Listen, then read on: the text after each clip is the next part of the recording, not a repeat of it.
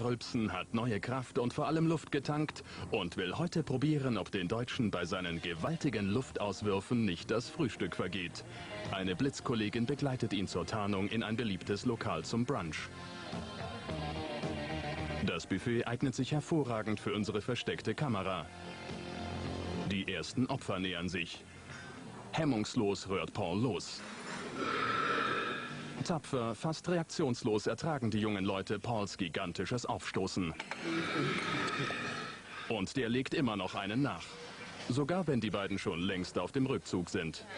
Der Appetit, der vergeht schon etwas. Also ist nicht so, dass man sich da wirklich so locker hinsetzt und jetzt erstmal schön sich noch mehr zu essen holt. Also Paul stört das wenig. Ihm macht's richtig Spaß. Immer wieder lässt er es krachen.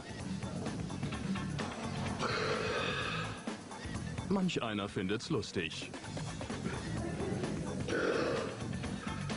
Oder doch nicht?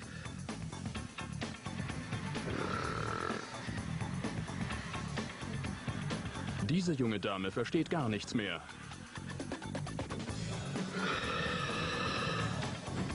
Sie hat den Mut und spricht ihn an, aber Paul schiebt alles auf ein Magenleiden.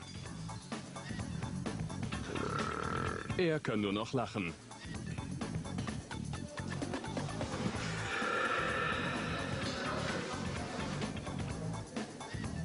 Und sie denkt, er hat eine seltene Krankheit. das hat sich nicht angehört wie ein Rülpsen, sondern als ob er irgendwie behindert ist oder so. Also eigentlich fand ich das recht unmöglich. Also mich hat das gestört und ich fand es nicht gut. Deshalb waren wir völlig fasziniert, wie laut und wie lange das sein kann. Also toll, der sollte uns das mitteilen, wie er das macht. Ekel, ja, sicherlich, ja, wahrscheinlich.